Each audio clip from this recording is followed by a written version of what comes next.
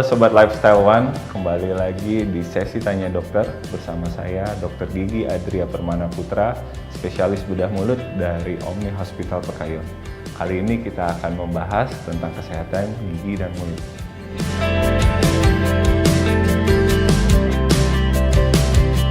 Secara umum, fungsi gigi dan mulut itu dibagi menjadi tiga. Yang pertama itu dari fungsional, kemudian estetik, yang terakhir adalah fonetik. Jadi gigi dan mulut itu penting sebagai pengunyahan untuk fungsi fungsionalnya, kemudian estetikanya itu sebagai kecantikan, dan yang terakhir sebagai fonetik membantu kita untuk mengucapkan kata-kata.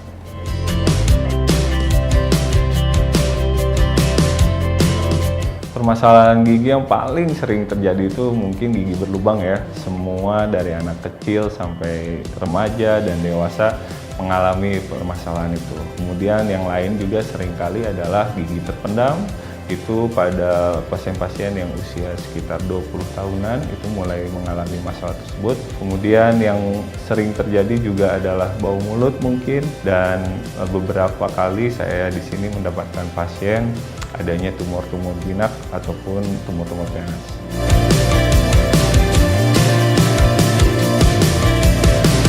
Gigi berlubang itu banyak faktor penyebabnya. Yang pertama itu harus ada bakteri di dalam mulut, dan itu pasti di setiap orang ada bakteri. Kemudian adanya sisa-sisa makanan, dan yang terakhir adalah waktu yang menyebabkan sisa makanan tersebut membuat lubang pada gigi. Jadi ketiga faktor tersebut berperan penting dalam menyebabkan terjadinya gigi berlubang.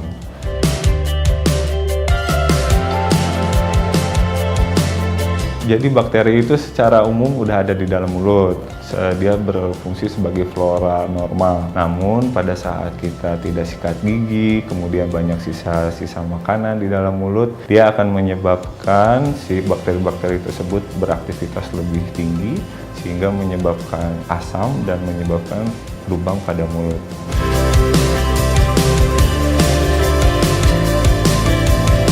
Paling baik memang sesuai dengan anjuran yang kita tahu, sehari itu 2 kali. Namun yang kadang orang salah kaprah itu, pagi hari itu harusnya setelah makan sarapan. Jadi setelah kita meninggalkan rumah, gigi itu dalam keadaan bersih, bukan sebelum sarapan. Dan terakhir, sebelum kita mau tidur, itu baru kita sikat gigi lagi. Jadi totalnya 2 kali sehari itu sudah cukup menjaga oral hygiene kita.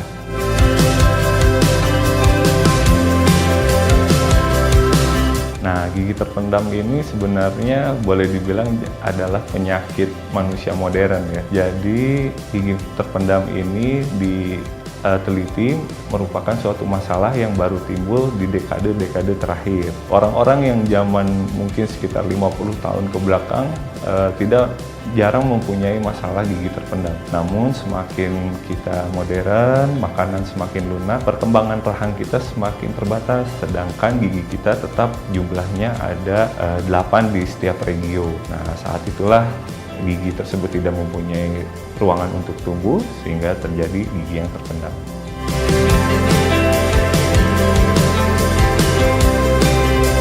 Nah, kalau bau mulut ini paling sering dikaitkan oleh karena diet. Jadi, makanan-makanan yang kita makan itu beberapa yang mempunyai aroma yang kuat itu akan menyebabkan bau mulut. Tapi selain itu juga ada penyebab oleh karena oral hygiene yang buruk, mungkin kurang bersih, dan yang terakhir biasanya karena kekeringan mulut itu akan menyebabkan halitosis ya, nama lain dari bau mulut. Nah, semua faktor-faktor ini yang sering terjadi pada setiap pasien menyebabkan adanya bau mulut seperti itu.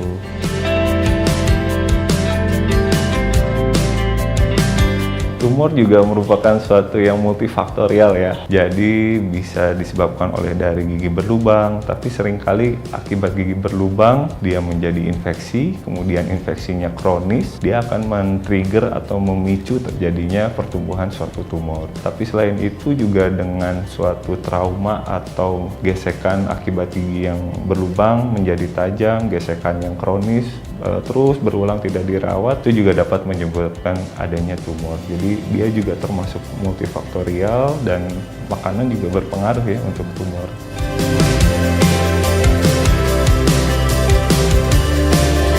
Gejala gigi berlubang memang awalnya itu tidak ada gejala. Itu yang seringkali pasien-pasien kita itu tidak segera ke dokter gigi. Jadi pada saat tahap awal dan pada tahap yang paling mudah dilakukan perawatan itu pasien biasanya tidak pernah datang. Setelah lubang itu lebih berprogres lebih jauh sehingga menimbulkan rasa nyeri, ngilu, dan lain-lain, barulah mereka ke dokter gigi. Jadi sebaiknya pasien itu harus punya mindset untuk rutin ke dokter gigi itu untuk check up seperti itu. Jadi supaya masalah gigi berlubang bisa kita tangani dari awal.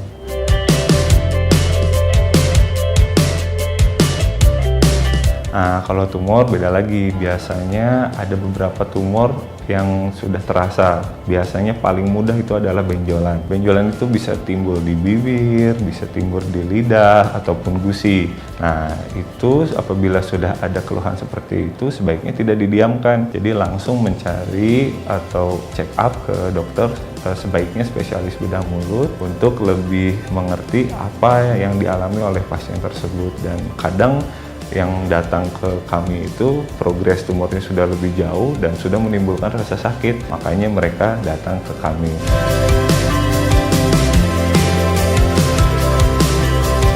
Nah, penyakit mulut, sariawan kayak gitu merupakan suatu hal yang paling common ya, paling sering orang menderita lah gitu. Tapi memang kalau sariawan itu sebenarnya adalah salah satu siklus hormonal juga. Jadi kadang-kadang dia akan sembuh dengan sendirinya tanpa perawatan gitu. Yang lebih kita harus khawatirkan adalah biasanya jamur atau invasi bakteri yang lain, itu yang lebih harus kita perhatikan. Jadi memang check up itu harus selalu dilakukan ke dokter gigi, baik ada keluhan maupun tidak ada keluhan, seperti itu.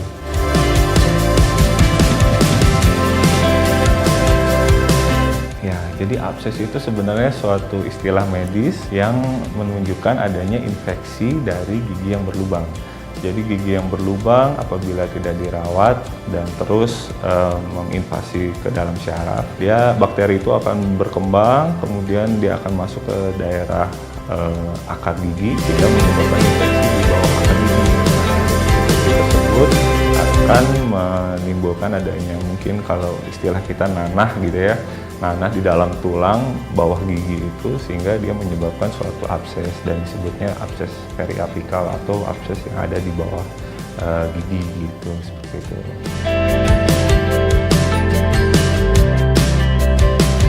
Paling mudah itu adalah kita harus menjaga oral hygiene. Kita harus menjaga kebersihan mulut kita. Yang jadi masalah, kebersihan mulut ini kadang kita tidak bisa mereviewnya dengan sendiri gitu.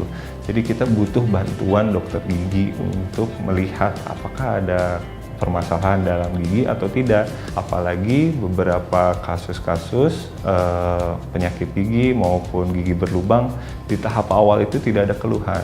Jadi seringkali orang merasa tidak ada keluhan, tidak perlu ke dokter gigi.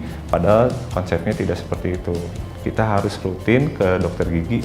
Lebih bagus setiap 3 bulan sekali, tapi setahun 2 kali pun masih bisa cukup untuk mereview kesehatan gigi kita. Jadi untuk menjaga gigi kita supaya tetap baik, kita harus jaga oral hygiene dan rutin cek ke dokter gigi, seperti itu.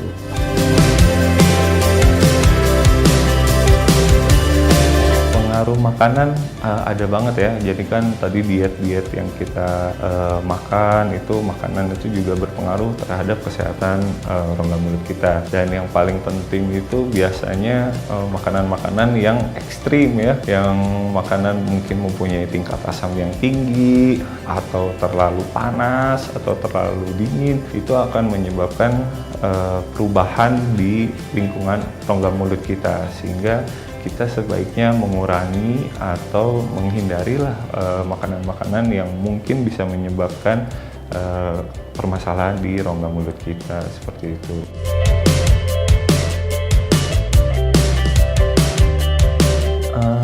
Mungkin hampir sama ya, cuma jadi biasanya gigi itu akan menjadi keropos setelah dia mulai berlubang. Nah, jadi sebaiknya sebelum gigi kita keropos atau mulai patah pada saat makan, itu kita harus mencegah lubangnya dulu yang pertama kali. Jadi setelah lubang itu kita cegah, pasti giginya akan sehat. Kalau giginya mulai berlubang, kemungkinan keroposnya pasti akan lebih besar. Jadi kemungkinan nanti ke depannya harus dicabut atau menimbulkan masalah yang lain itu akan pasti terjadi seperti itu.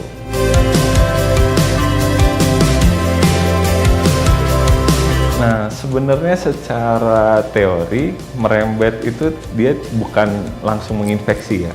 Jadi biasanya terjadi berlubang dengan gigi sebelahnya itu oleh karena gigi yang sudah berlubang menangkap makanan sehingga makanan itu sulit untuk disikat atau dikeluarkan, sehingga gigi sebelahnya yang dalam keadaan sehat malah menjadi rusak juga gitu. Jadi bukan berarti gigi yang berlubang itu akan menyebabkan gigi yang sehat berlubang juga, tapi biasanya akibat mekanis oleh karena ada makanan yang masuk sehingga tidak bisa disikat dan gigi sebelahnya jadi lama-lama berlubang juga, mungkin seperti itu.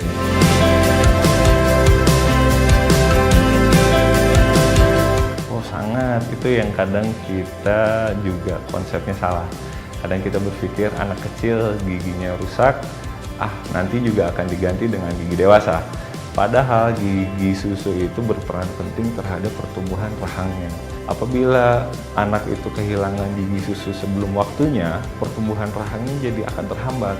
Gitu. Jadi nanti ke depannya saat gigi dewasa akan keluar, posisinya akan jelek atau posisinya akan berjejal. Itu akan menyebabkan ke depannya permasalahan yang lebih kompleks lagi. Setelah dewasa dia harus dilakukan perawatan kawat gigi atau malah mungkin seperti yang tadi gigi yang terpendam oleh karena perkembangan rahangnya tidak maksimal sehingga gigi tidak bisa punya ruangan yang cukup untuk ada di dalam rongga mulut, mungkin seperti itu.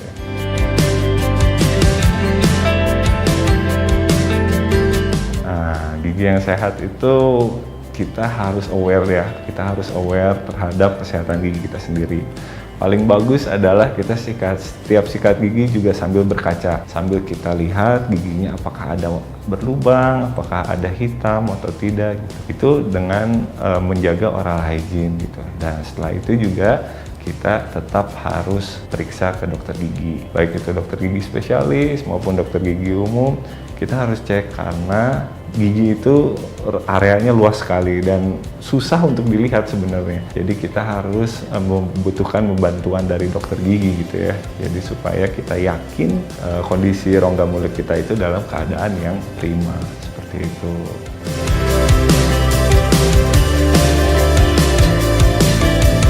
Nah, bau mulut ini kita harus identifikasi dulu permasalahannya dari mana. Apakah bau mulutnya itu akibat diet, apakah kita karena mulut yang kering atau permasalahan yang lain. Setelah kita bisa identifikasi, kita bisa melakukan solusinya. Biasanya oleh karena diet-diet makanan yang beraroma kuat, baiknya kita hindarin, kita melakukan edukasi kepada pasien bahwa beberapa makanan yang mempunyai aroma kuat mungkin akan menyebabkan bau mulut semakin parah gitu. Jadi supaya pasien itu mengerti permasalahannya di mana. Tapi apabila pasien itu mungkin mempunyai kekeringan mulut gitu, kita harus mereview lebih jauh apa permasalahannya, apakah karena air liurnya kurang atau pasiennya mungkin bernafas dari mulut. Nah, itu bisa menyebabkan kekeringan mulut sehingga menyebabkan bau mulut yang lebih jauh gitu ya. Sekian sesi Tanya Dokter kali ini. Jika ada pertanyaan lebih lanjut, boleh isi di kolom komentar. Saya Dr. Gigi Adria Permanan Putra, spesialis bedah mulut dari Omni Hospital Pekayon. We care with passion.